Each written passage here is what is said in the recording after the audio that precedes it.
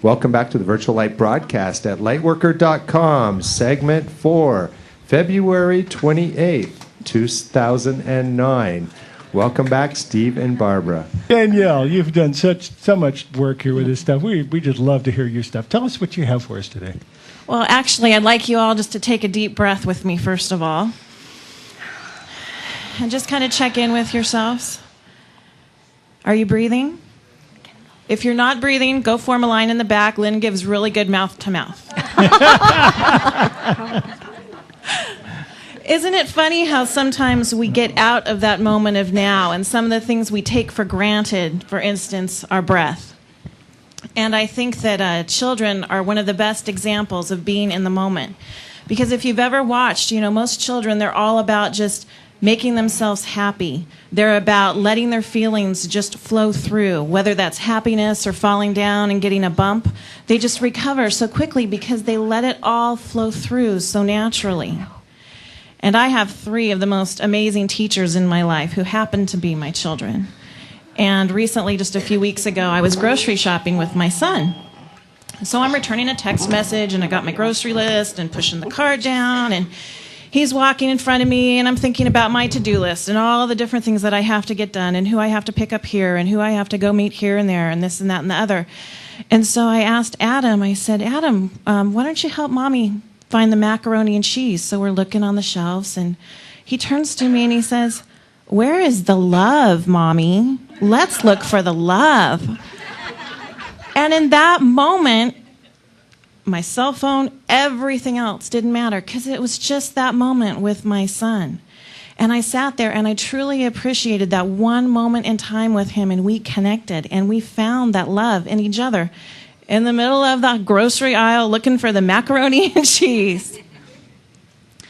Well, there's another child I want to tell you about. And this little girl came in and she was a very bright light. Well, it was very hard for her to be in the moment of now, because when she was 3 years old, she started to be molested. First it was with a relative, later on it was a friend of the family, and the molestation went on for several years. It was hard for her to be in that moment of now, and she looked at that as a weakness, because if she was in the moment of now, that meant pain. That meant that she wasn't safe. If she tried to shine her light, that meant someone was going to try and take that away from her. Well, the little girl grew up. She started having her life experiences. She started along her spiritual path, met many wonderful teachers, read books, went to churches and seminars, and pretty soon she started opening her heart that had been closed for so very long, and she learned some very important lessons. That little girl that I'm talking about is me. And I can tell you that what I learned most about being in the moment of now is that I have a choice. I can choose to relive all of those terrible things that I went through. And trust me, it's very easy to tap into that in a snap of the fingers. Or I can choose to be right here, right now, with you, sharing this experience. So many times we take for granted what's right in front of us, or we get wrapped up in what has been, or what might be, or we play into that fear.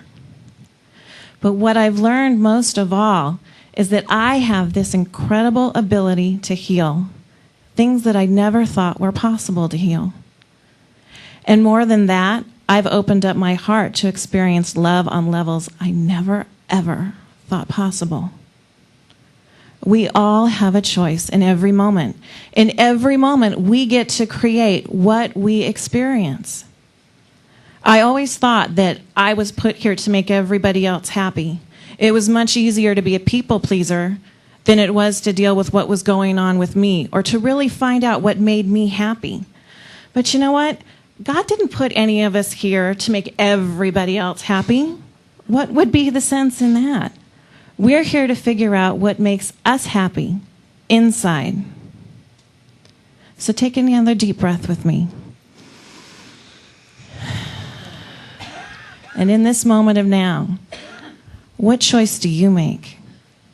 What do you want for yourself? What makes you happy? And where is the love? Let's find it together. It might even be right next to the macaroni and cheese. Excellent.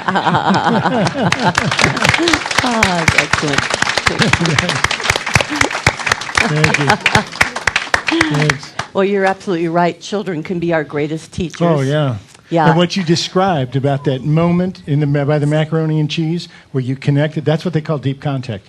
And that is exactly what's happening. It's available more now than ever before with everybody. And it doesn't always just happen when you want it. Sometimes it happens in the grocery store, too. So it's amazing. Amazing. Very nice. Thank you. Well, we had one question that thank you, Danielle. Awesome.